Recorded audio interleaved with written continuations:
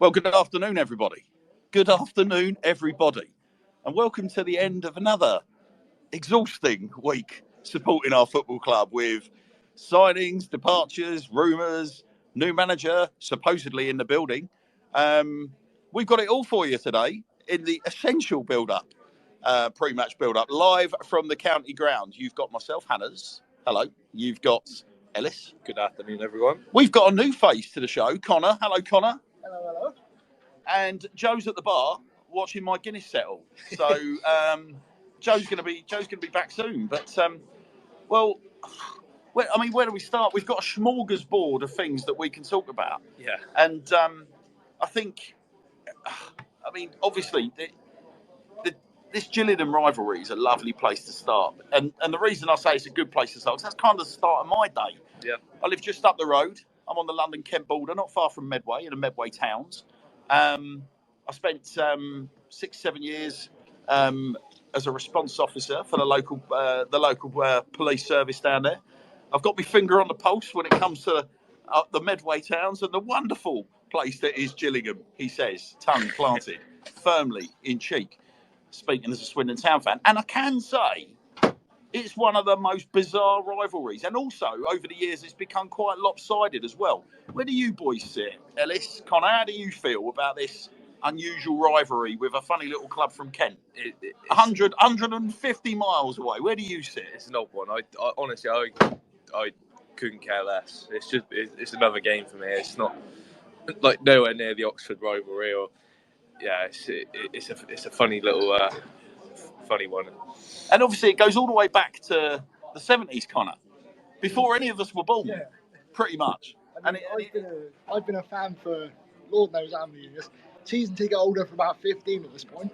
Never at any point understood where this rivalry's come from because, like you say, it's not a geographical thing. It's not anything to do with, we hate your club, you hate us. Or, it might be, I don't know. I've heard talk it was due to an incident years back, but I'm not sure if that's the case or not. Well, allow me to regale you with the story. So I am reliably informed, and if I can get him over at some point, once he's arrived at the ground, I'll get Vic to recycle the content that he brilliantly regaled us with when Vic came on and did his live show with us. We did a Vic Morgan special, and we had Vic and we had Andrew Hawes talking about the wonders of commentating on this club over the years. And Vic explained the Gills rivalry, and it's a peculiar one, and it goes all the way back to the late 70s. And our former captain, Ray McHale, getting involved in some on-pitch fisticuffs, which then involved some fans running on the pitch, punching players punching fans, and then an almighty scrap in the players' tunnel, which resulted in police taking direct action and people getting arrested and so on and such forth. So it's quite a big incident. If that happened today at the county ground, you can imagine the kind of bad feeling that comes off the back of it. Well, think about Port Vale. A lot of our fans and their fans have a distaste towards each other because of the playoff semi-final last season. Yeah. So it's a bit of a peculiar kind of rivalry, but I think there's a couple of things from a Kent. I'll give you a Kent point of view. So obviously, being a Swindon fan that lives in Kent, the Kent point of view is like it's the same point of reference in terms of where the bad feeling comes from, but they've never really let go of it. But I think whereas we've let go of it over the years, it's because we've got thriving rivalries with Bristol City, Oxford, Reading, Rovers. Cheltenham, Forest Green, more recent times, we've developed these sort of more local rivalries with. So we've got other distractions and proper rivalries. Yeah. I think the problem that Gillingham had is in the early to mid 90s, what was then the Manchester United of the non-league scene, Maidstone United, that then got into the league and were actually doing okay. Their financial bubble burst, and Maidstone United dropped out of the league. Now it's like anything. If you've got a club that hasn't got a local rival, then they start, I think, looking to create that bit. We all like rivalry, don't they? Create that bit of spice. Yeah. And that's what you seem to have with the Gills. They kind of. It's not. There's always going to be an element of their supporters that will want to cross the line. That unfortunately is always like one or two supporters that want to cross that line. But generally, it's almost like a tongue-in-cheek rivalry for them. Yeah. But they like to continue it because it's become a tradition. I don't believe that there's like, I think the ill feeling has well and truly gone out of it. But it gives them something to look forward to, and today's a good example. I mean, it's like you say, to us, the rivalry isn't really a rivalry. It's kind of like, oh yeah, you're over there, you're nothing to do with us. But it's like them, they want to carry it on for whatever reason. It's like they've got nothing else to look forward to in their season. So going into today's game, I mean, they're an interesting side, Gillingham, aren't they? Because essentially, got a top, like, very, very good manager.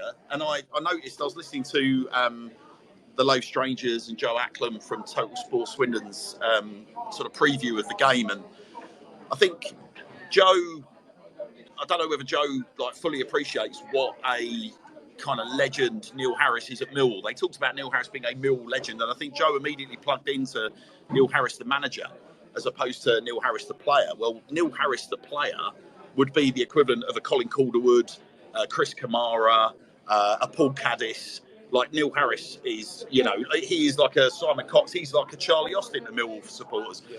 And as a manager, like, he was doing all right. And I think in the end, he just sort of like ran out of momentum, ran out of money as Millwall sort of like dipped into one of their less illustrious segments of their history. But Neil Harris being manager of Gillingham, that's still a big name for Gillingham. Yeah. Big name. Yeah, 100%.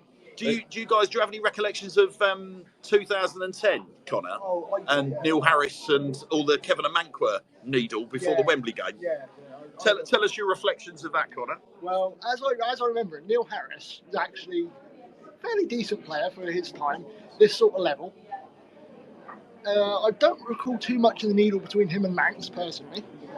But I remember, I think it was... Very diplomatic of you, Connor. No, I honestly don't. This was 12 years ago. 13 years ago, you've got to remember. True enough. Enough. But if I remember rightly, Harris was always one of these players to kind of like get at the defenders, try and rile them up, make a mistake sort of thing, as you do. So I don't know what it was. I don't know whether Manx went in on him or what it was, but there was obviously something there, because that game was obviously very highly charged, being the occasion, playoff final, all that kind of thing. Both teams wanting to win. Yeah, it was. So Neil, there was some controversial comments that Kevin and Mankwer allegedly made, or made that Neil Harris had allegedly made towards Kevin and Mankwer, which seemed to. I mean, me personally, I think it kind of ended up overshadowing Kevin and Mankwer's performance in 2010 at Wembley, and it became a little bit of a sideshow, which seems to sort of knock him off his form. People remember Stephen Darby. We'll come on to Stephen later, but people remember Stephen Darby was benched for the returning Kevin and Mankwer right back at Wembley, which was an interesting one, given that Darbs had scored the penalty that took us there. And then it was seen that, that game, you had 45,000 Millwall fans that were just on a Mankwer's back from the very start of the game. And a large part of that was because it would be like, the only way I can put this, it would be like Chris Maguire going in on Paul Caddis is the only way that I can put that. Yeah. So, an interesting choice of target and a sideshow that didn't quite work. Catch you later, Connor. Thanks for joining us, pal. As Connor leaves us stage right. Lovely guy, Connor. Yeah, Lovely guy. He's always there, isn't he? He's always here. Always comes over and says hello. Yeah. And he said to us, dear listener, today, Connor was sat in his chair as we've arrived, and he was looking at us lovingly. He said, I've always wondered how you guys do this show. Saying, well, come and be part of the team. That's very much the vibe that we like to foster. We're open to everybody. So, and that includes all of you lot listening in. Hit that speaker request. Let us know your thoughts. Send us a tweet. Send us a DM. I can't believe it's taken Joe so long to get my Guinness back from the bar. Ellis, what the hell's going on? He's probably doing shots, knowing Joe. Yes, knowing Joe. So yeah, it's an interesting one, isn't it? When you go in on a club legend, I know we'll get back to Gillingham. We're talking about Neil Harris now. But when you go in on a club legend, like a Mankwer did then, like, he didn't just go in on a popular player. He went in on the Millwall equivalent of, His Holiness the Pope. Yeah. And that was, I mean, those of you that were at Wembley in 2010 will remember, that was like the most unbelievable levels of discord, shall we say, directed at Kevin and Mankwer at Wembley. I don't think I've ever seen a player hammered quite so much. And then obviously the allegations were unproven and things just rumbled on, and obviously time moves on. And as I say, Harris eventually leaves Millwall, takes over at Gillingham. But it was seen that Paul Scally's tenure, so Paul Scally, the former owner of Gillingham, again, trying to give you a bit of a Kent view, it would seem that his kind of tenure wasn't really heading anywhere. I think, he's a long-term investor at the football club. Paul Scally was involved right away back to when I was a university student all the way down in Kent. Yeah. So now you're talking back till the early 90s, the turn of the millennium. That's how long Paul Scally's tenure goes. But towards the end of his time, I've been at Priestfield on official duties, and there was a lot of upset and discord towards Paul Scally. People wanting him out, not wanting him at the club. And that sentiment's grown and grown and grown. And this season, Ellis, they've had an absolute shocker, haven't they, Gilliam? Is the best way to put it. Yeah. I mean, we look at the table. I don't know if you want to illustrate what the table looks like for the listener. Well, they are sitting at 23rd essentially on goal difference, equaling 20 points with Rochdale. So, yeah, I mean, considering they come down from League One last season as well. So they played 25, they won 4, drew 8, lost 13. They've scored 11 goals, they've conceded 28. So for the mathematicians amongst us, they've got a goal difference of minus 17. Rochdale, rock bottom, a goal difference of minus 19. The interesting thing about Gillingham at the moment is their form. So it reads lost, 1-1. Now the loss, I can tell you for a fact, the loss keeps on going and going and going. But what I will say is the 1-1 has coincided with a very flamboyant new American owner parading around Priestfield week before last. Yeah. He's clearly got his checkbook out. He's bought an awful lot of players, some of which we're going to go into, because one of them was on trial here at the county ground. He's since gone on to do wonderful things, a bit like Brandon Thomas Asante, who came in, same sort of period of time, had a trial, wasn't really fancied by Richie. But Tom Nichols has gone on, done wonderful things for himself at Crawley, got himself a decent move to Gillingham in terms of the money that they've spent on him. Yeah. And like we said, they've won their last 2 games. But while we're sort of fishing around the statistics and looking into all that kind of stuff, we shouldn't really be fearing anyone in this league, guys, should we? Is that just me being a little bit sort of over ego? There's no team in this league that I look at, even Orient or Stevenage. I think we can beat them. Look at the top five. Anyone in the top 5, I think we could beat. Like at the start of the season, we drew against Orient. Our squad probably wasn't as strong as it is now. We certainly didn't have Charlie Austin. I know their squad has probably settled in a little bit, but anyone in that top 5, we could beat on any day. Right, went to Northampton, beat them away. Exactly. Bradford, drew. Yeah. Mansfield. Mansfield. Battered Mansfield. Battered Mansfield, yeah. Even like Stevenage, was it 2-0? Yeah. We had an off day. It was a poor game. Yeah. But they didn't look all that. Let's face it, they've got Steve Evans in charge. Wasn't it interesting this week to hear? I mean, I've been really impressed with. I mean, we're going to talk about new managers. And hello, Luke. By the way, listening in, thank you ever so much for your tweet, mate. We are going to come on to that. It's directly relevant. Luke is asking, have we seen Jody Morris in the building? Well, Luke, that'd be telling, wouldn't it? All I'll say is this. I want to talk about it now, but I can't. Luke, I've lost my train of thought. No, listen, the refreshing honesty of Gavin Gunning, I've really, it has literally been like a breath of fresh air for my ears. I genuinely, we had a bit to do with Gav, obviously, when he came on the show, in terms of organising details and getting him on. So we chatted quite a lot for about a week or so. Genuinely, such a top bloke to chat to. Like you had a nightmare as well on the show, didn't you? Started the show, wasn't recording, so... Well, we were on mute, weren't we? We were on mute. So we started the show for 20 minutes, chatting away, asking questions, having banter, flying across our plan, and then we were on mute, and the listeners were just sat there in silence waiting for us to start. So, but he didn't mind. He took it in great humour. Honestly, the bloke's a golden. He's a golden laugh. And we go so again. Funny. So the interesting thing about Gav Gunning and why it's directly relevant to some of our poor performances this week, he talked openly about the Gillingham game, and I think you just described it as we were crap. Yeah. But why would I go back and look at that Gillingham game from many months ago? A, because it wasn't relevant, and B, because we were just crap. Yeah. And it's what I like about it is that there is just it's the stuff that we know in the stands. You know, like I've had this conversation, shameless name drop. I've had this conversation with Caddis when Paul was here, and he was talking to me about the intelligence of football fans. He said, actually, there is always this like kind of sense of snobbery amongst the professional elite. The football fans haven't got a clue what they're talking about. Now, of course, we're emotionally involved to a degree that for some people inside football, it's unhelpful. Yeah. It's unhelpful when we offer an emotional opinion on what's going on. But I don't think that is literally the vibe of all football fans. It's just like, obviously, when an impassioned football fan opens their mouths, as you would have heard from me, our last home game post match, like it goes off like a firecracker and it creates a lot of noise and a lot of distraction. I think the interesting thing that Gav picks up on is like he just like it is keeping things simple. It's the simple things that we can see. There was no dressing up at Gillingham away against 10 men. Was a terrible performance. There was no goal threat. It's one of those ones Pointless as well, though. possession, wasn't it? You got a team with 10 men for what was it, 85 minutes? It was very early on, wasn't it? Yeah. That's a hard game on paper, I think. They're just going to sit back and take it for 90 minutes. They weren't much of a threat going forward. They put 9 men or 10 men on the ball. It's one of those. You've got to just experience it and move on, you know. But going back to what we were saying, though, guys, about should we fear anyone in League Two? No chance. This whole thing threads together. So it's like, what I really like, yeah, good luck to Gills. They've got a new owner. We wish them well. Like any football club that's got new ownership, unless you're in yellow and up the A420, we wish you well.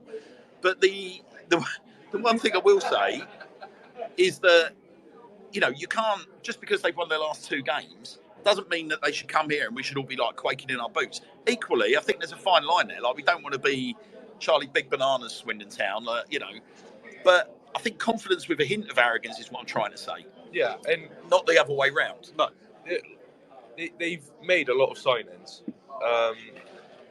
but again, it's going to take a few games for those players to settle in, whether they even play today. Do you think it helps the fact that we've had all these different cancellations of games and postponements? Yeah, for us, I think so. I think it gives us the edge. I think it gives them the edge because they've had training together with their new signings and they've probably had work on formations and.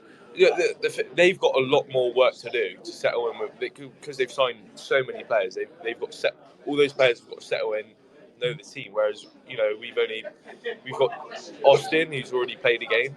We've got Kane that's come in. Yeah, that's it. So I would be keeping the same team as last game.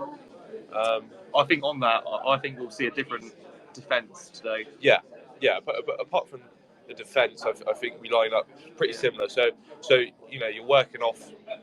We've already got like the. You've got a spine in the middle. Yeah, exactly. Yeah. You've got a spine in the middle. You've got Charlie up front with. I'd be interested to see what it looked like with Charlie and Jeffcott, because I think I've said on the show before. I think Jeffcott is a mould of a Charlie Austin, but he's 10 years younger. But then, are they too similar? I don't know. I think Jeffcott makes. Do they work together? Like, if you're you're talking to a bloke that grew up in an era where we had Duncan Shearer and Steve White, and prior to that, Dave Bamber and Jimmy Quinn, who were. You wouldn't look at those partnerships and go, or you wouldn't look at those players and go partnership. Yeah. So Joe, I think, is on to something really interesting. And I'll tell you something. Reflect on his Mansfield performance. Yeah. And then tell me that he's not more than a poacher. If you've got Charlie Austin and Luke Jeffcott up top, you've got Johnny Williams in the hole, and you've got Wakelin and Hepburn Murphy, say, out wide. Mate, you've got a lot of runners around those 2 boys. 100%. And they can stay in the middle of the box and just bully players, bully defenders, and get in goal-scoring positions. It depends what formation you're playing. I think 3-5-2 for them too? I'd personally go 4-4-2 and but it's a tricky one. If we're talking like just 2 out-and-out strikers, I would personally rather have Hepburn Murphy and Austin up there. But I think Hepburn Murphy's it's one of those things. I think Hepburn Murphy has had a lot of injuries over his time. Charlie Austin's 33 years old. They're not going to be able to play Saturday, Tuesday, especially in the next couple of months where we've got games that we're catching up on. We're going to have midweekers quite regularly. Yeah. So you're going to find yourself in a position where you're going to hopefully be able to intertwine minutes for Charlie Austin and Hepburn Murphy, and they can share that responsibility. Yeah. So if you can get Jeffcott firing in the poacher mould, and then you swap between, on a rotaly basis almost, between Austin and Hepburn Murphy, mate, I think you're in a good place. Yeah. Look, Jeffcott's he's a player. You know, he's played. I don't think we've said the best of him yet either. Exactly.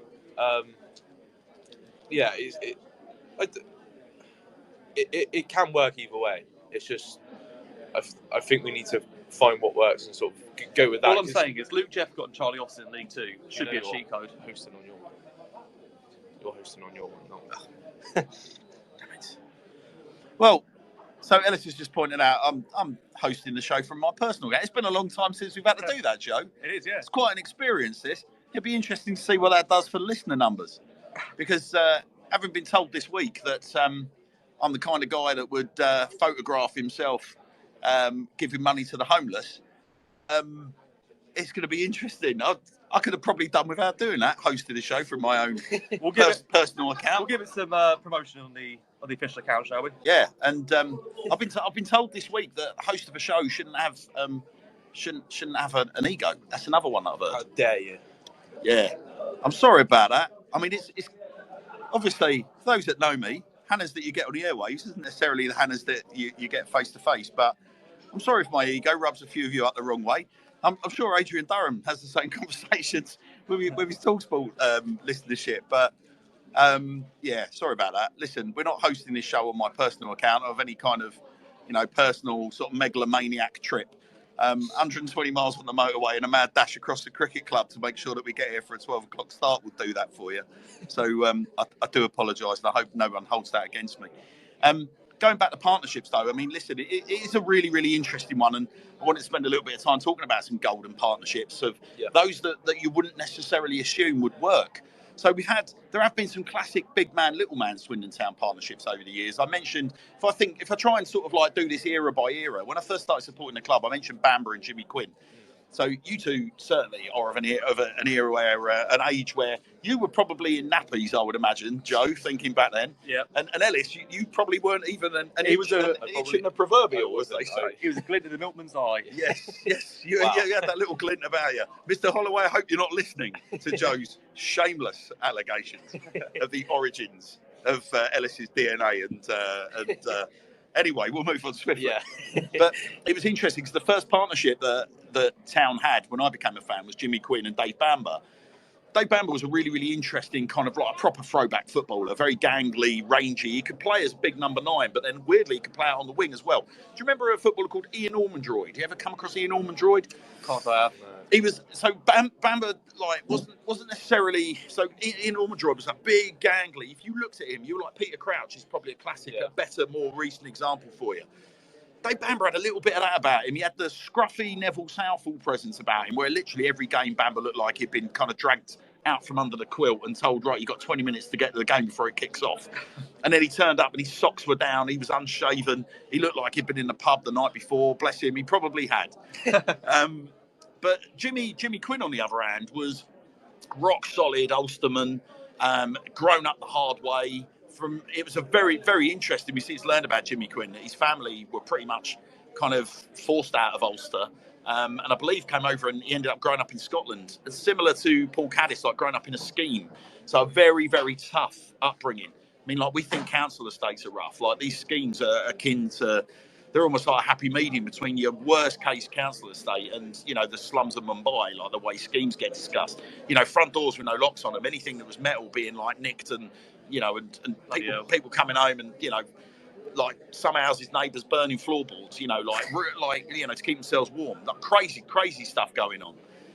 So Dave Bamber had a real kind of scruffy edge about him, but like Jimmy Quinn had that rock solid, double hard Northern Irishman as we wave to the voice. How are we, Mike? Very well, thank you, mate. Right. Super hanging. Really good. That's good to see. Good to see. So if you said, right, those two are going to be a brilliant partnership, it would be a bit like saying, stick Peter Crouch up top with, who's the big lad? Kiefer Moore. Yeah. Peter Crouch and Kiefer Moore. You'd look at that on paper and go, well, that's not going to work. Yeah. But then if you understand the intricacies, that Crouch was actually really good on the deck, very skillful. Yeah. And you start going, all right, now I can kind of see how that works. But move on an era. I talked about Steve White and Duncan Shearer.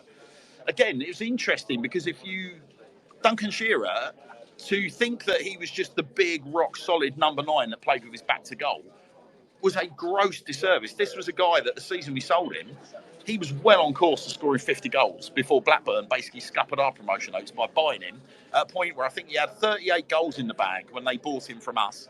He scored one more goal that season for Blackburn, spent the rest of the time just sat in the reserves because Blackburn literally bought him to prevent us from outscoring them and nipping the playoff place off us. And guess what? Their gamble worked.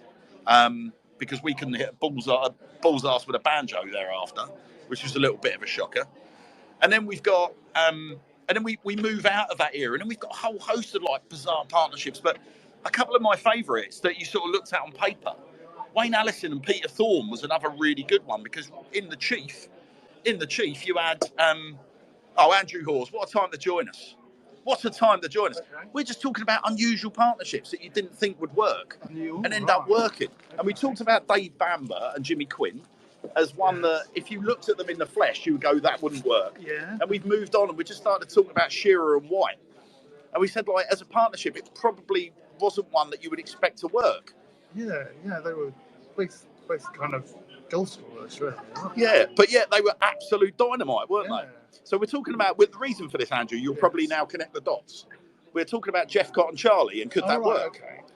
And obviously Joe's very much in the camp of, yes, I think it could. Yeah. There are a lot of people that think that they are too similar a player, to the point where some people were saying we shouldn't have signed Charlie.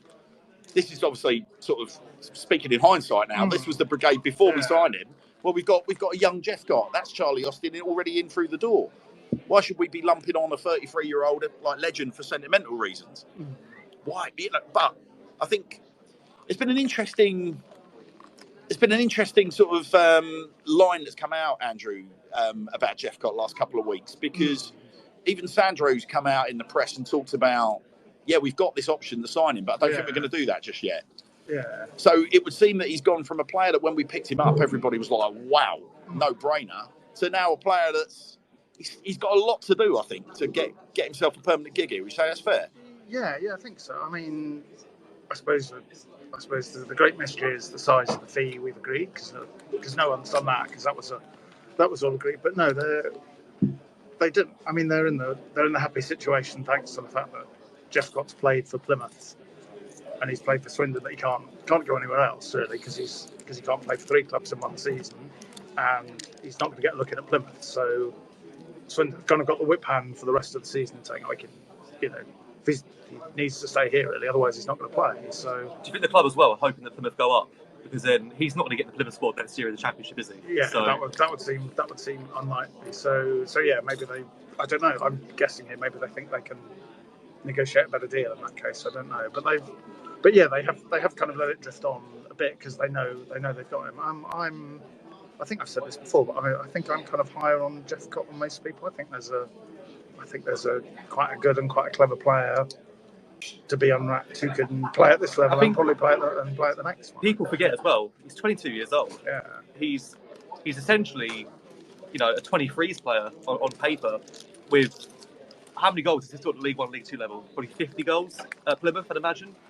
Played over 100 games, I'd imagine, as well. Like, you don't get much better in terms of ready-made potential and potential in 2 or 3 years' time as a 25-year-old.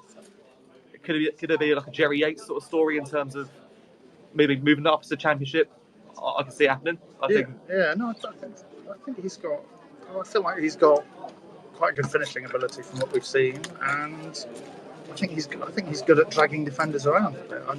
I know the Mansfield game is the greatest game that ever lived, and apart from 2 weeks ago, obviously. Yeah. Where everything came right, but the way he was able to sort of move into space for his goal, the kind of the build up with waiting and all that. I think you even see it sometimes in games where he's doesn't really feel like he's having much of an influence, like the Colchester one. You still see him kind of come deep and try and drag defenders out and do things like that. So I think the one thing I want to see from him is a bit of tenacity. I want to see him get a little bit nasty, and I think Charlie Austin is the perfect example of how he can play the game. I think you bring a bit of anger into Luke Jeffcott, you bring a bit of, I hate to say it, a little bit of ego into the kid as well. Genuinely, I think he'd be a top striker. I think he's got the body type as well. He's quite a big lad for his age as well. If he wants to, he could bully 90% of the centre backs in this division. You both touched on it. There's more to him than goals. Yeah, the type of player he is. He's not going to be. He's clever. He's not going to be scoring hat tricks every week, but the work that he's doing off the ball and on the ball as well will benefit the team massively. No, he's still, even though it's been a bit hit and miss, and he's been coming off the bench, he's still, what was it, 5 in 18, something like that. So he's not far off 1 in 3, which is and he wasn't a respectable return if you add. When you've got goals from midfield coming as well, we've got Willow scoring goals, Darcy scored a few, Sidey Khan scored last week. We brought in Kane as well from Liverpool, who we're told has got a wand of a left foot. I think if we continue to spread goals across our midfield and also have Charlie and Jeffcott chip in with a goal in every 3 games, it's a good enough return, I think, to win quite a few games. Yeah. I think the interesting thing about like Jeffcott with Charlie's big debut a couple of weeks back was the fact that if Jeffcott wasn't part of the plan, you can imagine him being treated a little bit akin to the way Tommy Adeloy's been treated, where he's kind of, I appreciate there's been injury issues, but it's been tough for Tommy to get off the bench and get minutes. Yeah. I think if there was if there was going to be a continuation of any kind of narrative that Jeffcott hasn't really got a future here, I would have been surprised if you'd seen him introduced to the bench as early as he was on Charlie's debut. Now, I appreciate, Charlie's age, how much has he got in the tank, his debut, I get all of that. I get all the hubbub as to why Charlie needed to come off. But the fact that, the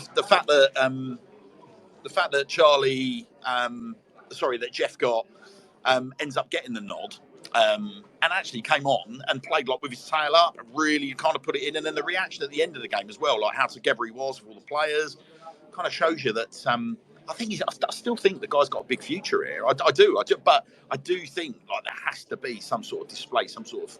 He's got to gel. He's got to gel with Charlie, right? Yeah. It's got to work. Today's the day for me. I think you start both of them together. I said to Ellis before, obviously, as well. Brave man that changes the team that won 5-0. No, it is. But I don't think was the Angus today. I think he's probably gone. I have literally seen Angus. You have seen it? I have seen him outside the building. So was he in club gear? He was in his tracksuit. I don't think it was a club one, but he was here with some of the other members of the squad. Okay. So literally physically present. Okay. Well, I did say to him, "So you're still here then?" And he smiled at me. He smiled. So there's a hot transfer that's exclusive. Smiling McDonald remains at County Down for immediate future. I don't think he'll play today. No? I think he's gone. Yeah, personally, and I think if he's gone, I think we play a back 3, which would lead me to believe that there'd be a 2 up front, which would be Jeffcott and Austin. But that also saying that where do you fit in Wakeling and Hepburn Murphy? Because I think they both have to play as well. Does Wakeling have to play? Is he another player that can come up off the bench and cause an impact? Yeah. Okay, so if we go 2 up front, where does Hepburn Murphy play? It's a tricky one, isn't it? Because he has to play. I think. Yeah. He was. I mean, other than Sidey Khan, he was the best player on the pitch against Grimsby. I don't want him out on the side. I feel like he needs to be in the middle, creating chances and driving the ball forward. I think he's a little bit wasted if he's out wide. Yeah. Yeah, it feels like you want that pace to unsettle central defenders. Yeah. He just causes chaos, doesn't he, in the box? He's so tenacious, he's quick, he's like a little terrier. Yeah, so like him and Austin working together, it's defender's nightmare, isn't it? Yeah. We're sort of cursed by our own squad really, because we've got amazing players in there. I'd say trying to fit them in. We're very top heavy. Squad. I think we do need 2 or 3 signings in the next couple of days. I think, if Jody Morris does come in, he probably brings a fairly hefty black book, and you'd hope he'd be able to utilise that, maybe in the defence and centre mid. Sorry, forgive me. No, go again, on. But I'm interested why you think we're going to go for 5 at the back when we're rapidly running out of fit central defenders, and we may or may not be about to sell. That's the thing. I think we've been told that Sidey Khan can play in that position in a 3. And I think. I know Clayton's quite close to fitness, but Clayton, you'd think Clayton would be fit today. Yeah. I think he might be on the bench, but I think the hope is he'll be ready for Newport. Right. Okay. Well, maybe we'll just start one on the back then. Just go Brennan at the back and hope for the best. Yeah. But yeah, it's an interesting one. Like I say, Yeah, in an ideal world, you go unchanged for a 5-0 win. Yeah, I think you stay forward at the back, Hutton right back, Lavinia left back, Tracy and Brennan. Blake Tracy's, there you go. Lavinia can play left back. If you go to back three, then you've got FBT on the left. Yeah. If Clayton is fit, then I'd probably go three at the back with Clayton, Brennan, and FBT. Yeah. But I mean, that's on Angus. If Angus goes, it's been reported that Burton Albion are interested. We've also heard rumours of Bristol Rovers too. Surely, just out of the interest of not selling anyone to strengthen Bristol Rovers, if you go with a Burton Albion choice, there's a conversation to be had, isn't there? With Blake Tracy. Yeah. I don't know how long do we know Angus's contract? Is it maybe a year on top? I think off the top of my head, but I could be correct. I've got a feeling he's out of contract in the summer. I think. Right. Okay. So, but I can. If Blake Tracy's out of contract in the summer, which he is, if Angus is out of contract in the summer, which he is, and doesn't have I think Angus has got a 2-year deal. Right. Okay. Yeah. In that case, I believe he's got two. In that case, that's money plus FB2. Yeah, 100%. Yeah. Which for me is a no-brainer. If you look at the impact that Blake Tracy has on our side compared to what Angus does, obviously it leaves the captain armband empty. There's probably a sleeve with a number 11 on the back that you'd imagine would be quite happy to slip that armband onto. I mean, that's a conversation to be had, surely. Yeah, look, I try not to judge sort of players leaving until I know what the replacement is. So, like, with Gladwin going, as long as we get a good replacement in, I'm not fussed. It's a good bit of business. I'd argue Kane is Gladwin's replacement. I think we're still looking for a Louis Reed replacement. Well, we can't. I feel. I don't know. Khan's number 6. Well, yeah, it's a tricky one. It really is. I think we're crying out for I think Khan can do that, but it does feel like you lose some of his. I think his marauding ability. If you ask him to stay in front of that, he gets the ball, he turns, and he drives. Yeah, you can't do that in number 6 position. Talking about number 6, we've got Clayton. He's played in that position at Liverpool. But then we're rapidly running out of central exactly. So this is the thing. We say we've got a strong squad, but I think once you get into the defence and the midfield, even a goalkeeper, if Sol Bryn gets injured, I think we're in trouble because I think they can use the emergency loan rule then, if needs be, which is certainly not ideal. And then we go down a Lee Camp and Mark Travers and a Well, if Mark Travers wants to come back with Darren Randolph going to Bournemouth, we can all live with that. But absolutely. But yeah, that's inevitably a miss, isn't it? Apologies for my absence. There was a reason why I got dragged away. Right. And just speaking to Swindon Town supporting royalty, Dean McMackin. Okay. Dean has asked, obviously, the temperature's changing. And as you know, Dean's got a fascinating life story, which he's very open about, and some of which you can search and find out about online. But Dean is going to be leading a charity drive to get warm blankets, clothes, like multiple layers, to help the local homeless communities get through the winter unscathed. And so what Dean's asking is, could we just have a good look around the deepest, darkest corners of our properties, fish out any unused blankets, any unused clothes, put them in a big black bin bag and get ready to go, because Dean in the next couple of days is going to tweet a destination. It's there. It's all definitely happening. He's just got to wait for the official nod for like where you can go and take this stuff. But there'll be a drop-off point, really easy to get to. So please, just to reiterate, for the local homeless community, Dean McMackin is going to be tweeting out a destination for blankets, warm clothes, things like that he would like to give to the local homeless community. So please do dig them out. Right, in association with McMackin Travel Consultants. Yeah, there we go. There we go. Got there in the end. Sorry, myriad. And by the way, if you hear me talking and uncharacteristically, I seem to lose my train of thought. There's lots of lovely people waving and gesturing at me, and I'm trying to work out what they sort of stop me in my tracks. I'm trying to work out how many fingers to the gesture. Well, yeah, they're actually behaving themselves, Andrew, which is surprising given the week that I've had. I was expecting to come in today and get lots of middle fingers and accusations. Never in person. No, never in person. But so sorry, where were we? We were talking about. We were sort of having a game of squad chess. Yeah, trying to fit all the pieces on the board. It was proving a bit. We're having a move. having to move some of our pawns around. It was getting a bit complicated. Yeah, we started talking about Clayton moving up to number 6, and formation. What formation we'd go with? Joe's pretty adamant that he wants a 3 at the back. Me and Andrew are trying to explain that we haven't got many defenders to suit that, but yes. He's so. As I left, we talked about Angus being in the building. Yeah. No, I have literally seen him today. But at the same time, I've been really impressed. I don't know how you got. And again, sorry for the dear listener, and indeed you guys around the table, if I'm recycling old content. But Kieran Brennan's actually really impressed me last couple of games. What's been your view? Yeah. Because he was like, sorry, just to sort of add an extra layer of context. He's one of these players, Andrew, that there seemed to be this developing narrative. I wasn't quite sure where it came from, but he was a centre half that can only play in a back 3. But now we've seen him actually successfully deployed in a back 2 on more than one occasion. I actually really like what I see. I mean, obviously, he got absolutely destroyed against Salford by Brandon Thomas-Asante, who you could argue off the back of that move, got himself a move to West Brom. But personally, I really like Kieran Brennan. What is it I'm seeing that maybe others aren't? Or is there a general feeling that everyone's coming round to him, Andrew? I think there's a sort of slow burn on Brennan, isn't there, that he's kind of getting there? Yeah, I always said it. He was a player that just needed a bit of time to settle in. And any player. He played one game and he was being slated after one game. He's never going to slot in first game, is he? Well, I don't think anyone was on that Harrogate performance, but yeah, I mean you could hardly pick him out as the lone man up. Yeah, the lone man up fault for that, and then he gets concussed. So I guess there has been a sort of slow start, but since he came in at Bradford and played well, and they got that point, he's kind of gradually been. You feel like getting up to speed with him.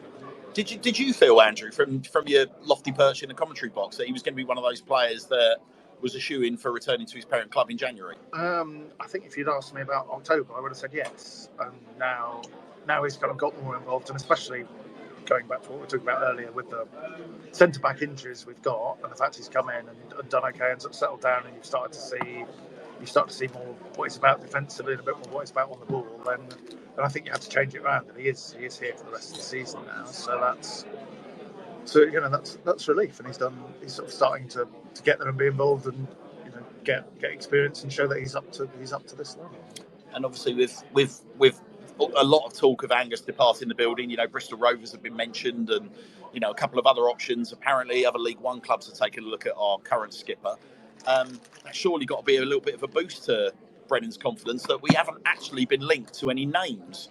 I guess one of the things that's interesting about Swindon Town's transfer business so far this season, Andrew, is that a lot of information does tend to come out of our club and find its way into the public domain. But strangely, our kind of, for want of a better word, our run-of-the-mill transfers, Charlie Austin aside, we didn't hear about Khan, did we? We didn't hear about Kane. We've had little bits of players going out, but on players coming in, it has been, to be fair, it has been pretty much watertight, hasn't it? I think there's been very few advanced sort of hints at who's been coming in either in the summer or, well, maybe there haven't been that many hints you can give out. So I guess what I'm trying to say, I hope for Brennan's sake, I guess that could be potentially both a blessing and a curse. A blessing from a point of view that maybe they're all talking internally and names are being mentioned and it's not coming out. I think especially should McDonald go, which is, it's all sort of supposition at the moment, and Harris is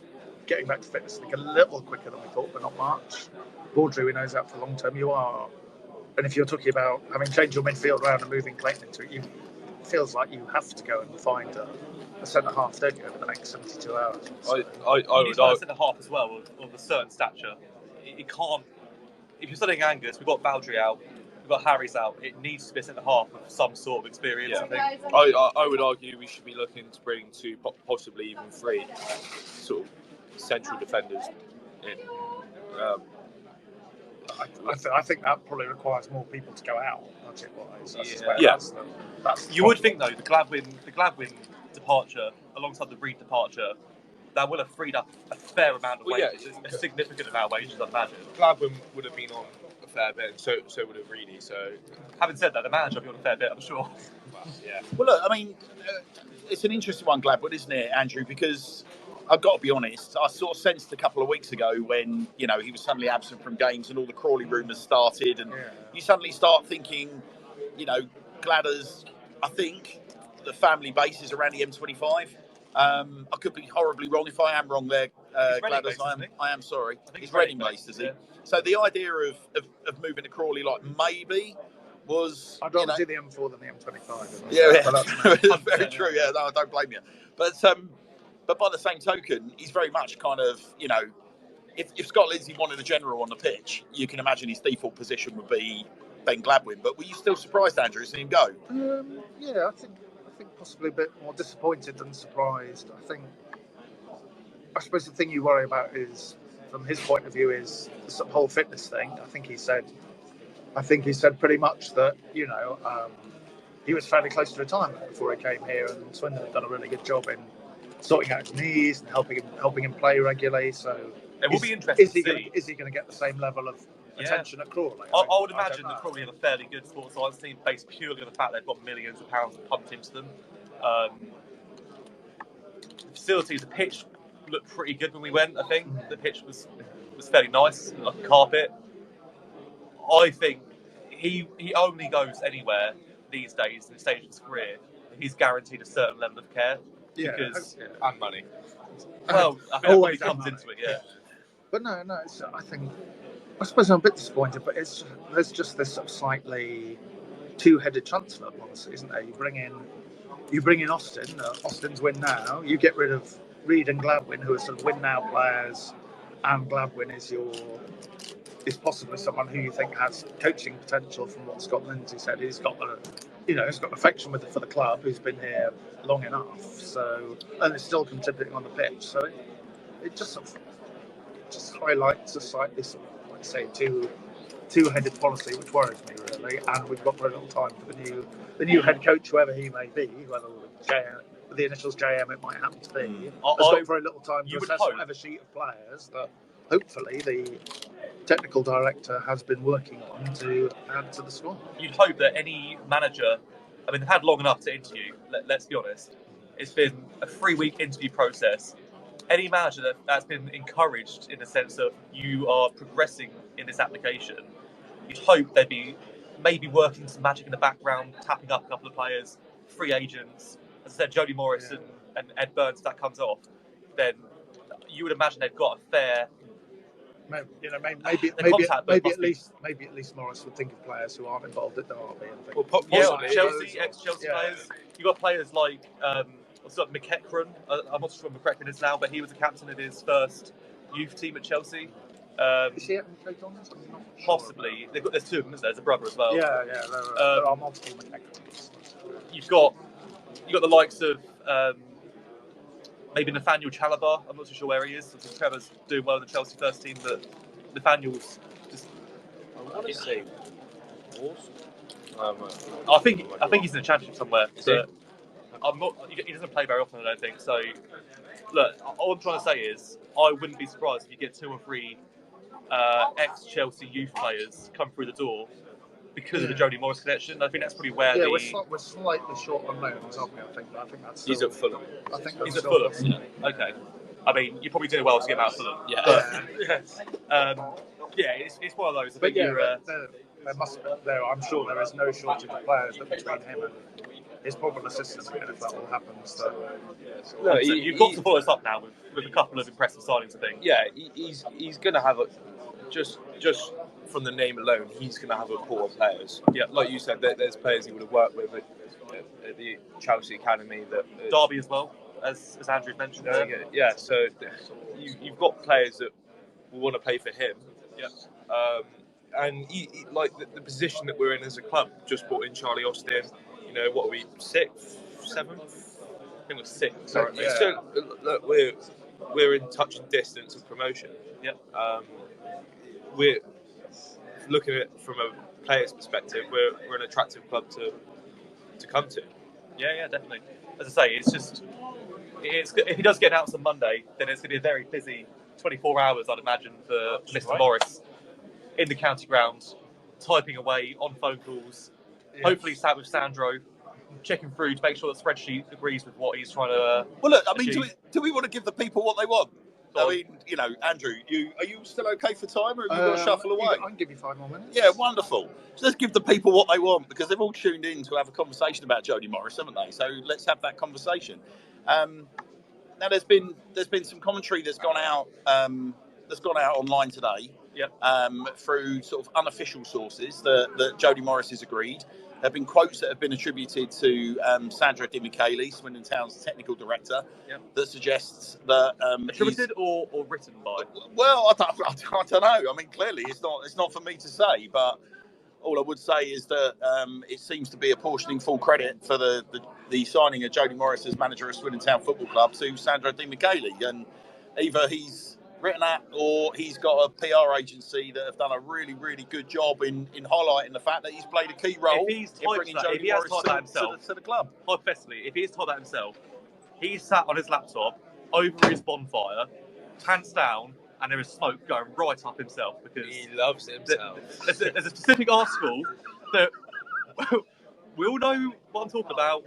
There's a paragraph in there. In fact, if someone could find the article and read it out, that'd be fantastic. Well, why don't you find it, Joe? Seeing Okay. as you know it, I'd like someone to read the article word for word. But listen, I mean, in all seriousness, all joking aside, and healthy dollops of the word allegedly being thrown into this conversation. Listen, I find it very, very hard believing anything in relation to who takes credit for or who is behind signings at our football club in the current climate. One of the reasons for that, of course, is our banner signing of the last 15, nearly 20 years has returned to the club, and the technical director of the football club has trumpeted his role in bringing Charlie Austin to the club and how he really wanted him here and all the rest of it. There was a lot of debate as to whether that indeed was the case. However, Charlie Austin has not trumpeted that and talked about the fact that the chairman was central to it. So make of that what you want. Well, exactly that. And this is the thing. The striker himself has made a real point of saying, so it's going to be really interesting. I guess the point I'm making is it's going to be really interesting hearing Jody Morris's view on who bought into the club. But I just wanted to say this. I mean, listen, from my point of view, and I'm saying this as a fan of nearly 40 years, I don't give a monkey's who brings people to our football club.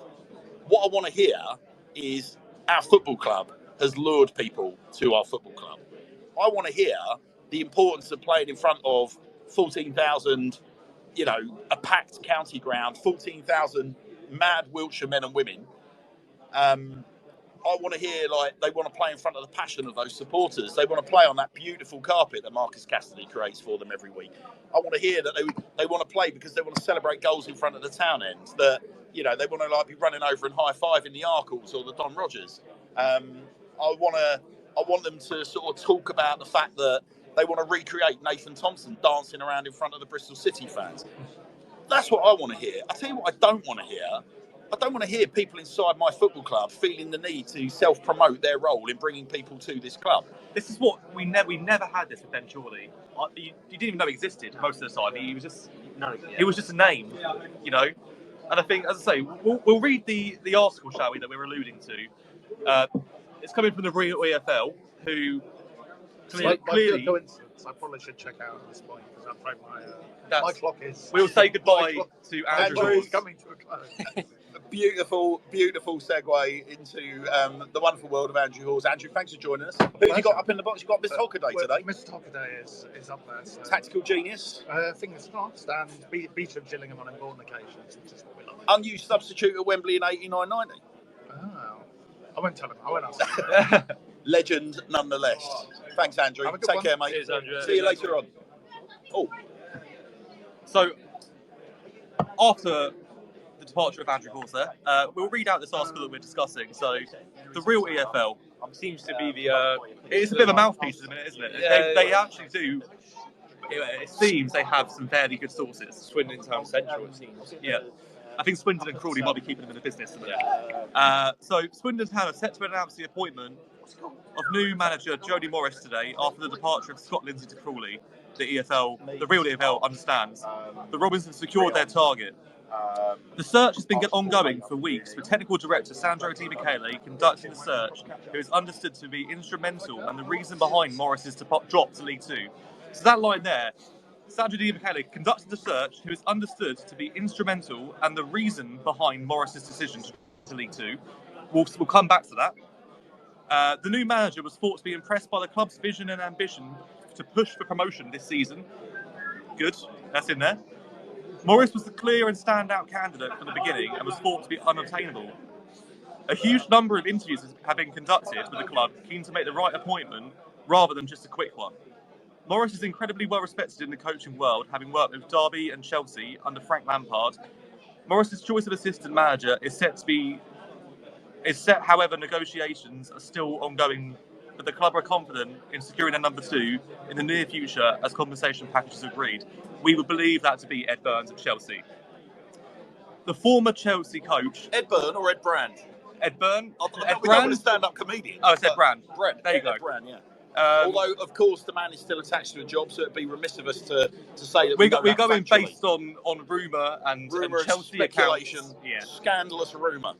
The final paragraph is the former Chelsea coach will take charge of training next week ahead of the end of the transfer window, but has been discussing with the club targets and plans for the end of the window, which is all right. That's good to hear. Okay, but that line, the line of that our technical director was the reason why he dropped to League Two. Swindon Town was the reason why he dropped to League Two. Let's face it. All right. Well, okay. Let's try and cut this apart, because what I don't want this to come across as is us trying to put our technical director on a cross. Right? That ain't the case. This is just me putting anyone that comes out with that kind of patter from inside my football club is going to get this treatment.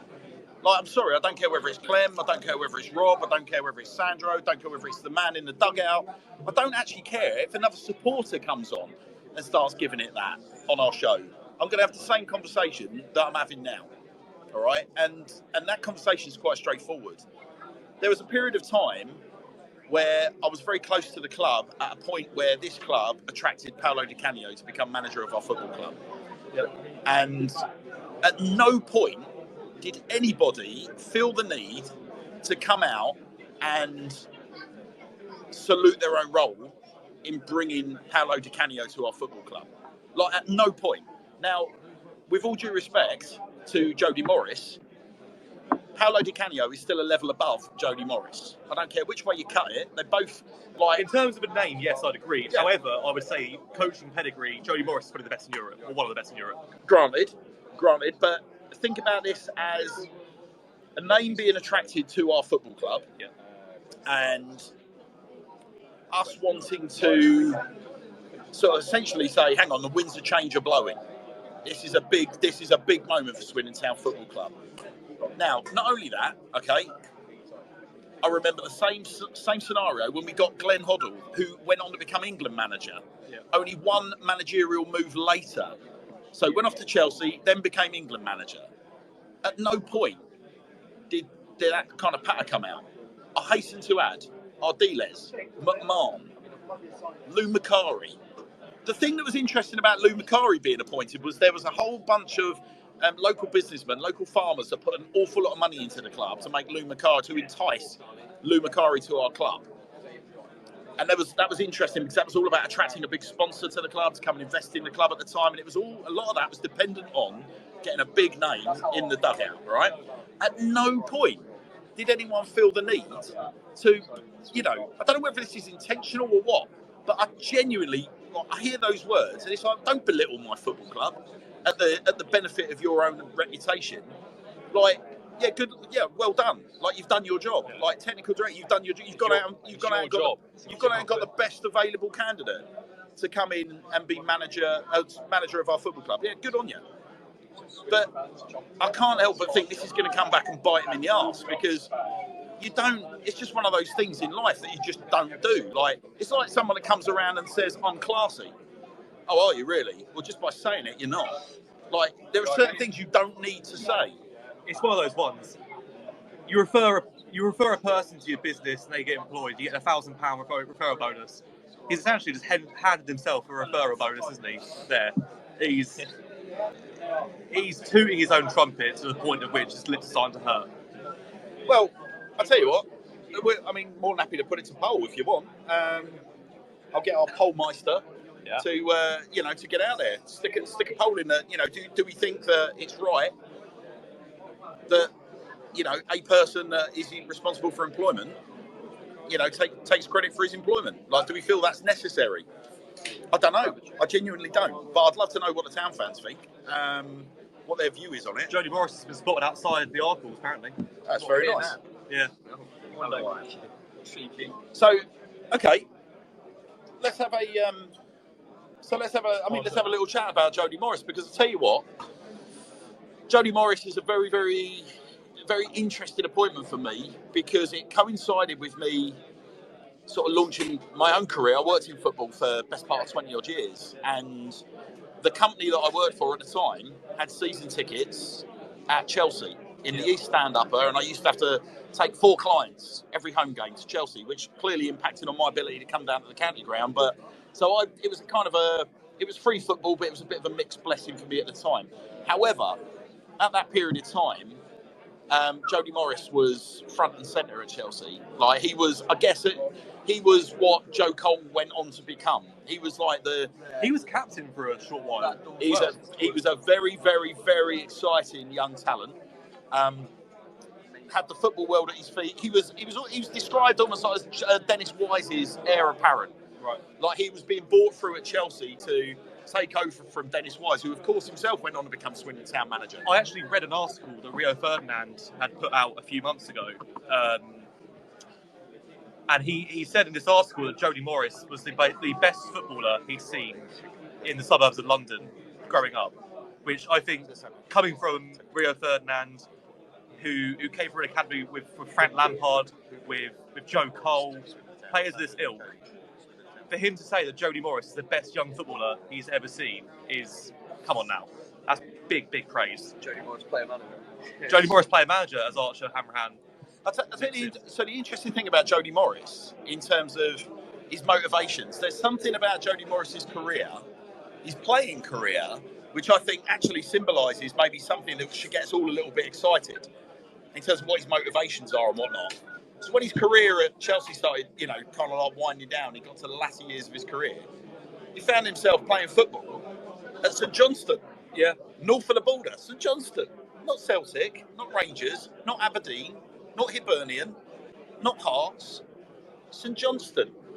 Playing alongside Sam Parkin and Paul Caddis's little brother. Yeah. And glowing references from those personalities, by the way, in terms of what the Caddis family have got to say about Jody Morris. Very, very well-regarded guy. But I think there's something in there about wanting to just keep playing for as long as you can. Yep. Why does Jody Morris end up playing up in St Johnstone when he could have probably stayed south of the border and continued playing a pretty decent standard of football down here? You'd imagine at least League One, maybe Championship, wouldn't you? He went to Bristol City for a short while, didn't he? After he came back into England after St Johnstone. I'm not too sure how many games he played for Bristol City, but that would have been Championship level. The guy's pedigree speaks for itself, really. If you look on paper, the size he's played for, got Chelsea, was it Leeds United? Yeah, so between 96 and 2003, Jody Morris represented Chelsea, 124 appearances, 5 goals. Fair to say, that's not a bad innings, no. But that kind of tells you what his role was at Chelsea as a player. Captain as well, though, under Vialli. So, wore the captain's armband, proper club man, one of those guys, a little bit of an Ellis Iandolo. There's a shortcut for it. If you think about Swindon Town, it'd be an Ellis Iandolo kind of figure. Comes through the ranks, when he's young, absolute heart on your sleeve player, sort of player you would hate to play against. Yeah. Waspish is the word that I like to use. Yeah. Nipping at your ankles, snapping at your heels. Loves the tackle. Could get forward as well. Only 5 goals in his 124 appearances. Then he had a year at Leeds in that sort of odd period, 2003-2004, where Leeds started signing as many kind of top-level free transfers as they possibly could. Yeah. But Leeds were on their way to a collision course with the Championship and League One. He had 10 appearances at Rotherham in 2004, and then he's made a really interesting move back to London, where he became a little bit of a cult hero at Millwall. Just down the road from Shea Hannah's, 65 appearances at Millwall, 5 goals. But then there was this really interesting stint between 2008 and 2012, north of the border, 104 appearances for St Johnstone. 104 appearances. Fascinating. So they were in the first division, and he initially signed for them on a short-term deal. And it wasn't like he was tempted up there by a big name. I mean, Derek McInnes was manager at the time. Derek McInnes would be the equivalent of, I don't know, just think of it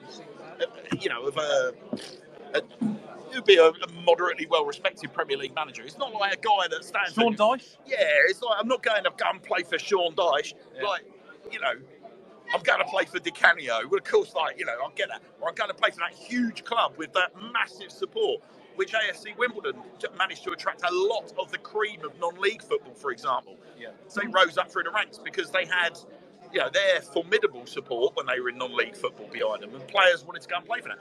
St Johnstone was really interested. Jobbing manager, all right club. They are what they were. The thing with St Johnstone is I'd say that they're a steady Scottish Premiership club that maybe qualify for the Europa League every 4 years. So up there, they're not a bad supported squad, I'd say, side. Well, he did brilliantly up there. So he initially signed for the club. He had I think he signed a 6-month deal or something along those lines, to the end of the season. Yeah. Keep himself ticking over, and it appears that he fell in love with life up there.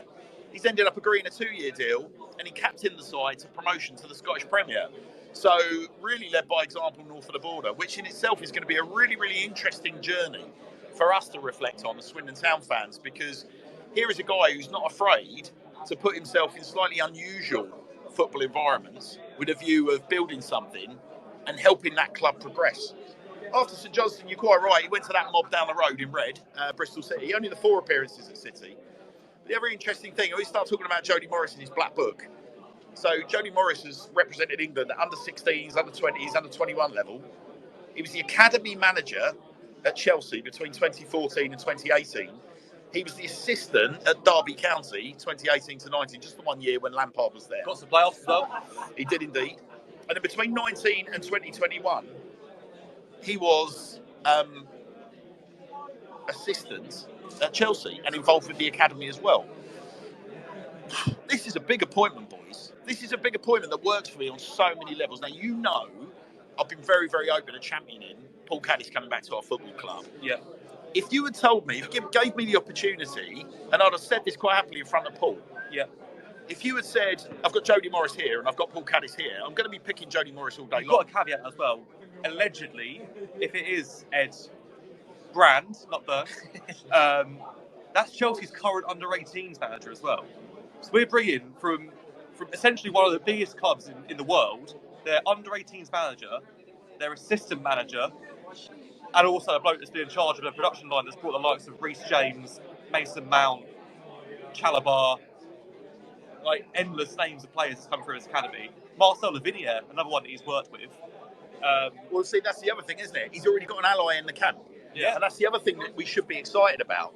Because it's a massive appointment. I'll tell you what I thought, right? So before I had the opportunity to sit down and have a chat with a Chelsea fan, which I have done in the last couple of days, and talked about, because obviously I'd watched Jody Morris from afar, and I have my own paradigm as to what Jody Morris was all about.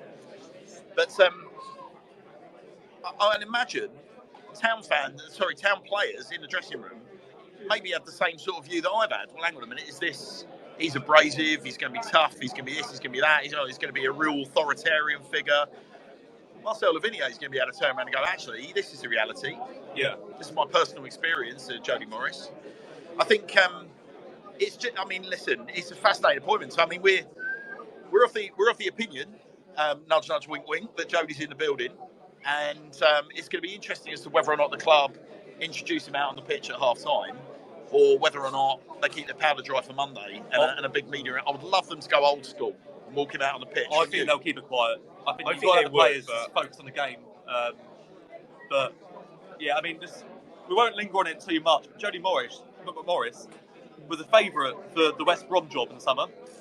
He was linked to the Cardiff job. Every championship or even lower end Premier League job that's gone up, he's always on the betting list for it. I need some. Listen, we'll get Jody on the show. That's my commitment to you, dear listener. We will get Jody on the show. Yeah. I'm really, really looking forward to understanding. Obviously, we talked about what we believe brought Jody to the club. I'll tell you what, I've got a hunch. Yeah. If you're Jody Morris and you've got to start making phone calls, think about the path that he's trodden through football. You've got to start like asking people, what's Swindon all about as a club? How'd you get? He was heir apparent to Dennis Wise, right? I still believe Dennis Wise, now obviously very, very senior figure at Como, has since managed Newcastle, obviously left us to manage Leeds. His managerial career maybe didn't quite go on the path that he wanted, and he's taken a very different direction in terms of a football administrator as opposed to grass under his feet leader. But Jody Morris was Dennis Wise's heir apparent at Chelsea. I can just imagine him having a conversation with Dennis, and Dennis saying, "What a great club to sort of, get your wheels moving." You'd also imagine as well, he knows Charlie Austin. It's Talk Sport. Yeah. Well, so, I mean, we should talk about this, Ellis. We've got to talk about Charlie. Like, all right. They're both on Talk Sport regularly. Look at it from his perspective. We're in a position where we could easily, get into the autos this season. Promotion is on the cards for Swindon. If we get promoted this season, he's a League One manager, and just looking at it from his perspective, it's an attractive club to come to. It is. All right. But let's flip the script a little bit here. And let's have a conversation about longevity, shall we? Let's have a conversation about longevity. So, look, should we... Okay, listen. I guess I'm going to spin this a slightly different way. I grew up in an era where longevity in football was a thing. Yeah. We now live in an era where, to quote Rich Pullen and Joe Ackland so brilliantly on the Low Strangers pod that I very much enjoyed listening to on my trip around the M25, M3, M4 today, it's very difficult to create cult heroes, isn't it, in the modern football environment, because longevity just doesn't exist. We are operating in a football environment where money talks. So, let's say Jody comes in, he's got a golden opportunity here, a club just outside the playoffs. We're going to be averaging 10,000 plus crowds, I genuinely believe, between now and the end of the season, with him being here, with Charlie being here, a couple of signings in January, get rid of a couple of elements that just quite clearly haven't worked out. It's all very exciting. Let's say we go on that last minute dash and we secure one of the automatic promotion places, or we go up through the playoffs. Being realistic, guys, we're going to lose Jody Morris in 18 months. I hate to say that, but we got to be realistic. Yeah. So, how do we feel about that? Like, how as you as fans feel about us making appointments like that? If we can get out of League Two and get a bit of stability in League One, I'm happy with that. Look, you would want him to stay. If say we get promoted to League One, we're mid-table, we're doing all right. You would want him to stay. You wouldn't want him to go. But the fact that we've got out of League Two and in League One, if we're sort of sustaining a mid-table sort of team, it's understandable. But yeah, he's got no sort of loyalty towards Swindon. For example, Paul Caddis. If he got an offer, if he got us promoted to League One, got another offer, he would possibly think twice about moving, because he's got that loyalty towards Swindon. If Jody Morris gets us up, I've got no qualms with him leaving the club. No. To better his career, Yeah. I would have no issue with that at all. Let's rope Luke in. No, Luke, sit your buns down, pal. Sit your buns down. Luke, you've been a fan of this club for a long time. Been part of our erstwhile Great Western Reds. We still hope will reincarnate themselves at some point. Luke, what we're just talking about, how do you feel about, if Jody Morris is in the building, he says, tongue in cheek, how do you feel about making an appointment that if it works, we know damn well he's not going to be here in 18 months? How do you feel about that? Well, I do. History tells me that'll be the case. Yeah. Well, tell me otherwise, Luke. Tell me otherwise. I'd rather think with a positive mentality that he may start building something here. All these managers come in and say, I'm here for the long haul. Maybe we found one that will be. You fall in love with a dream. You're in that dangerous place, Luke, where I used to be. I used to live in that space, Luke. I used to live in that space. It's a heartbreaking space to live. I don't know. All right, I'll put it another way. Look, you'd like to think that things change, and we might have found someone that will stay, but let's just enjoy the ride while it starts and while he's here, and we can think about permutations later down the road when they come. Here's the interesting one then. So turn your heads, guys. Look down the end there. Look at the bar, the Legends Lounge, right? Look at those faces, and those. You've got Lou Macari, you've got Ozzy Ardiles, Glenn Hoddle, John Trollope, Alan Mays, Steve White, all the absolute heroes. And to Rich Pullen's point, and Joe Acklam's point this week, you look around our Legends Lounge, it's been a long time since we've had a new legend, emblazoning their face in this bar. What would Jody Morris have to do in the modern football environment where longevity, sadly, doesn't seem to be a thing anymore? What does Jody Morris have to do to get himself his own plaque or his own fascia in the Legends Lounge? I'd imagine 2 promotions. I was going to say 5 years and 2 promotions. Yeah, kind of feels like that, doesn't it? Yeah. So it's a little bit. I guess that's kind of where my heart's at. I know, genuinely, in my heart of hearts, I know that Jody Morris is going to be a success.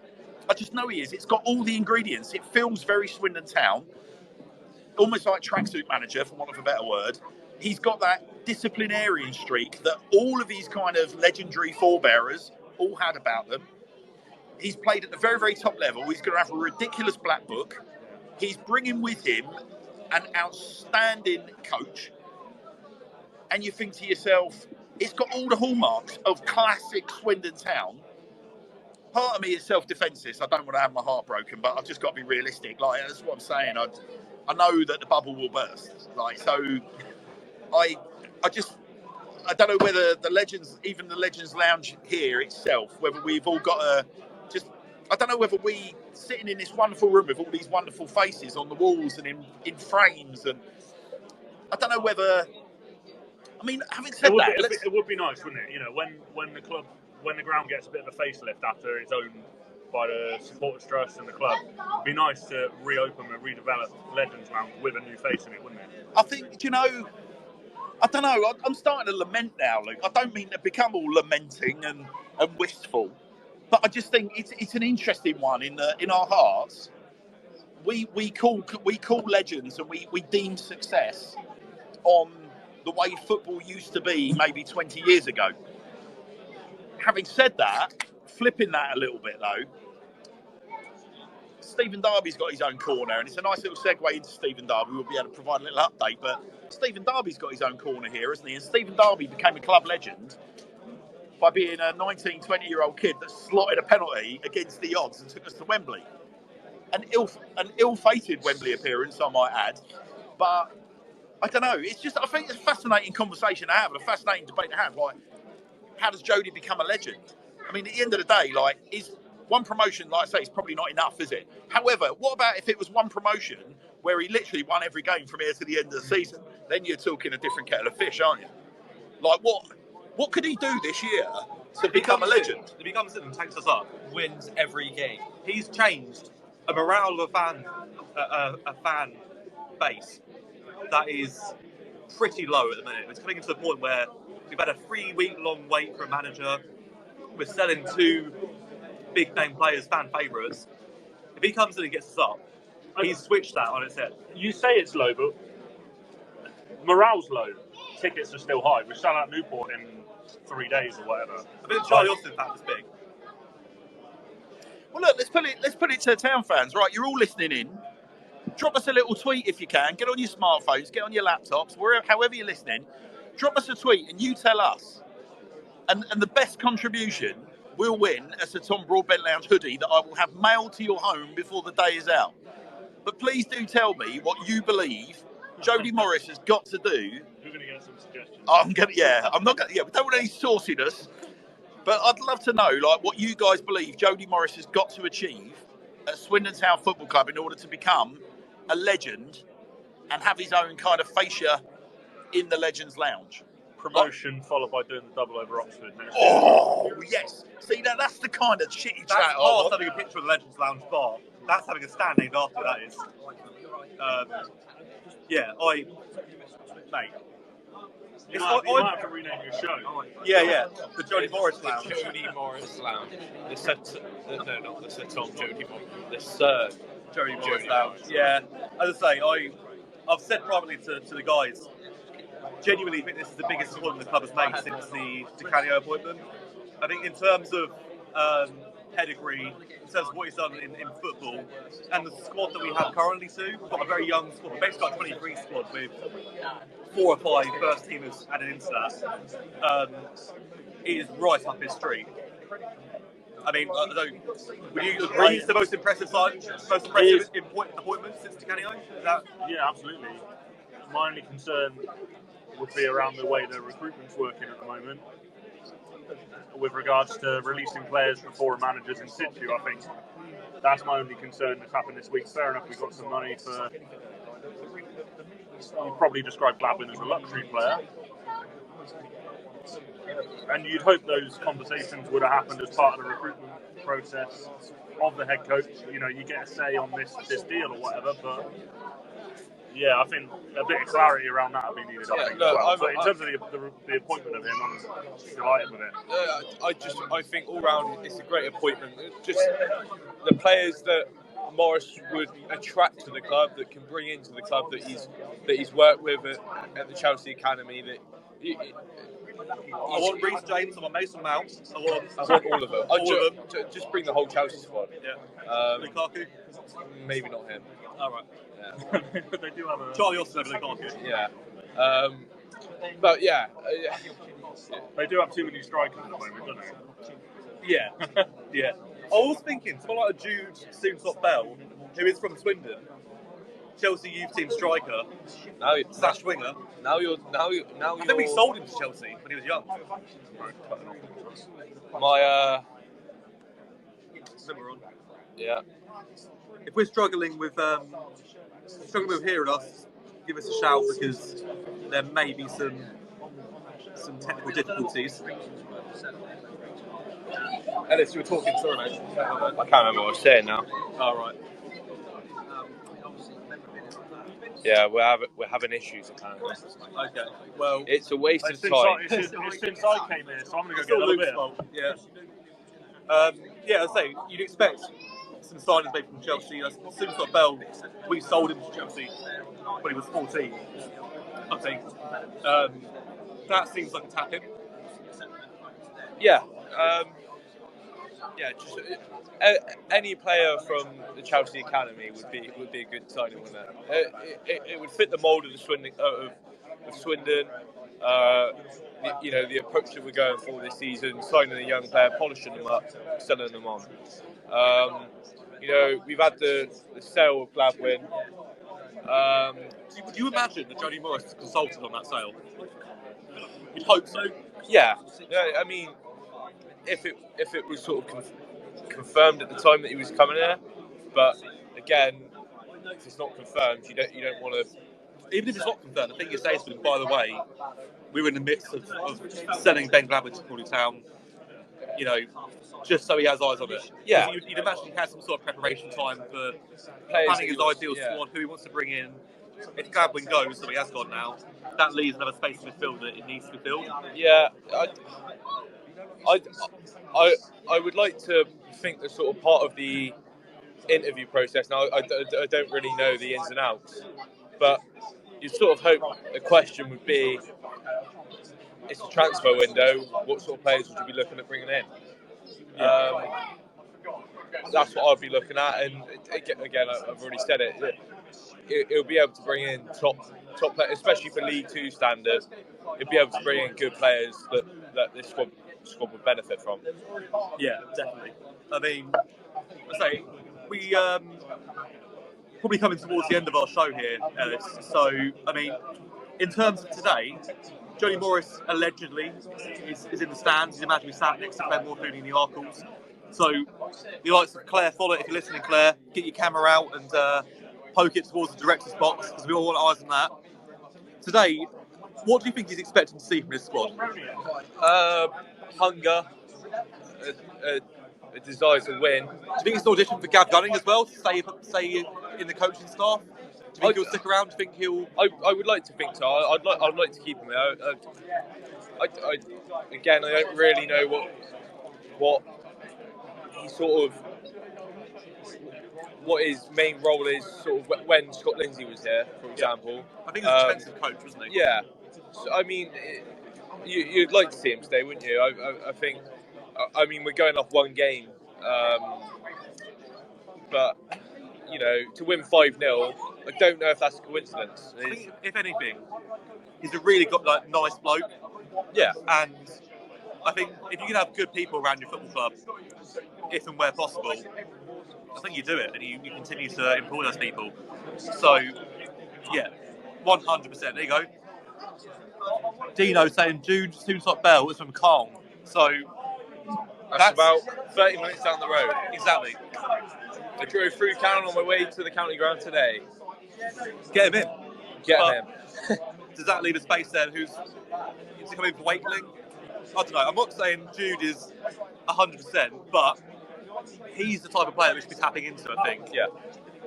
And a player, let's be honest, it's not unattainable, is it? It's a realistic signing for us. Yep.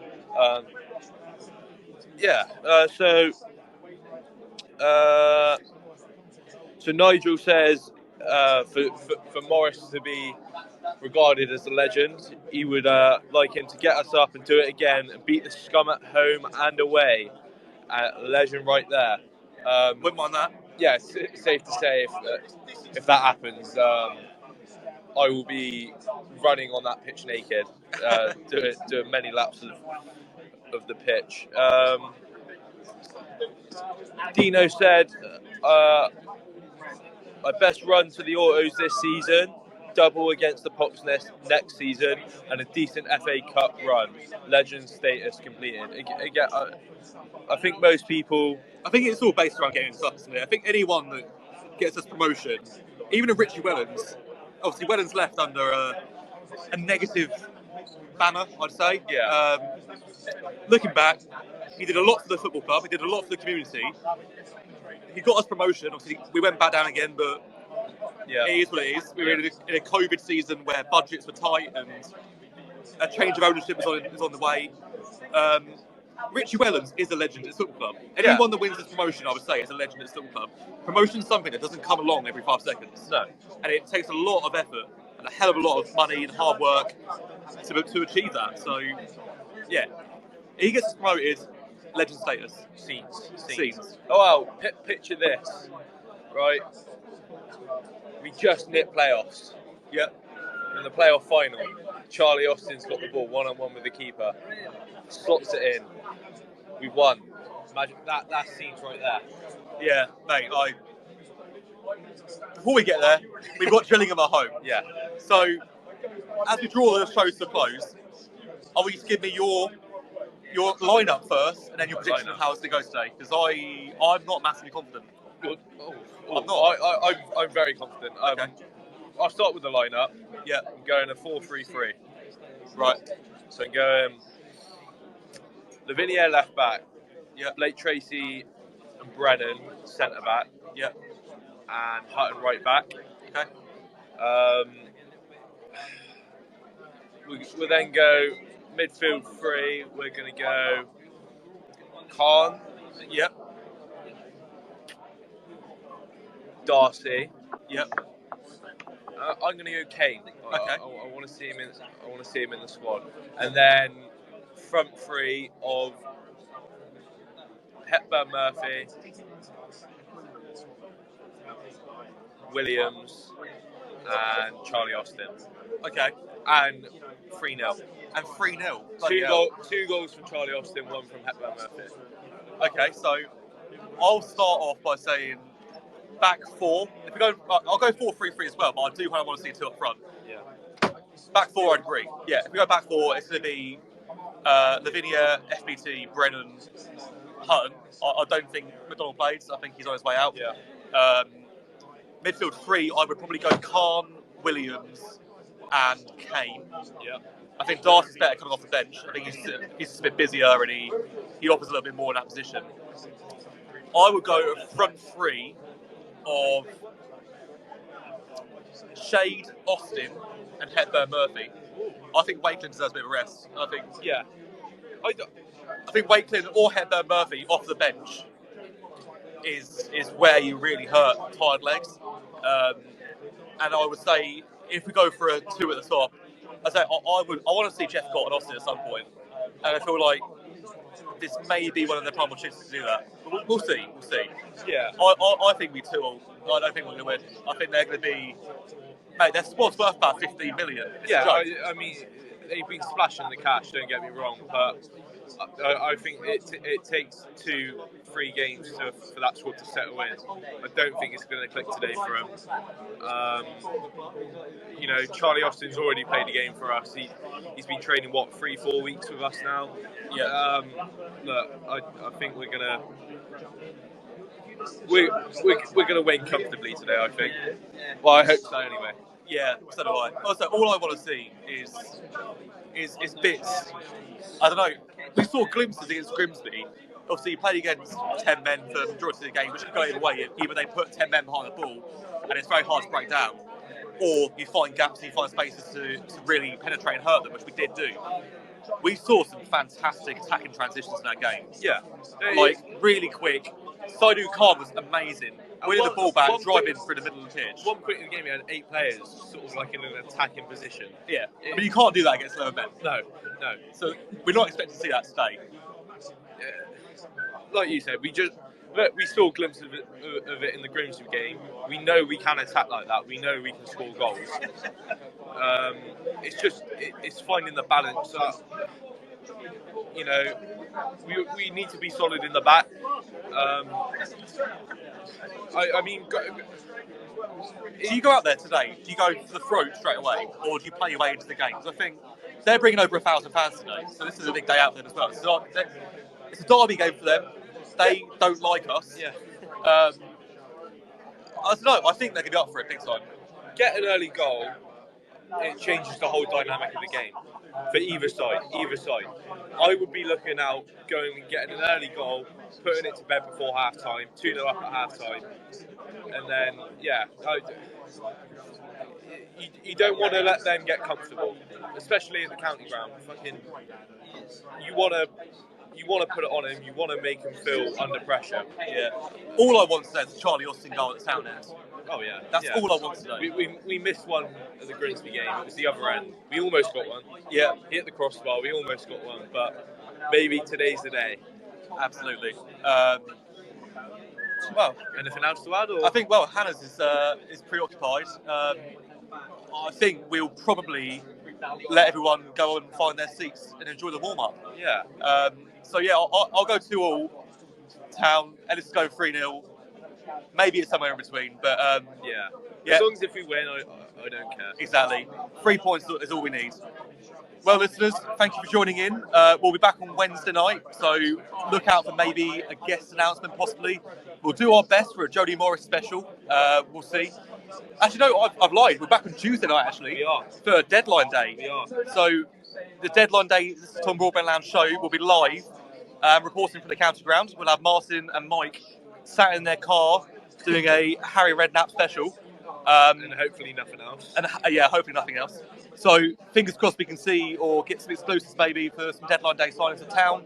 We'll be covering the rest of the deadline day transfer activity across England too. So keep an eye out for our show on Tuesday night. Thank you all for listening. Just a reminder that the views expressed on the show are not representative of Swindon Town Football Club or for Tom Broadbent himself. Thank you all for listening, and we'll see you very soon.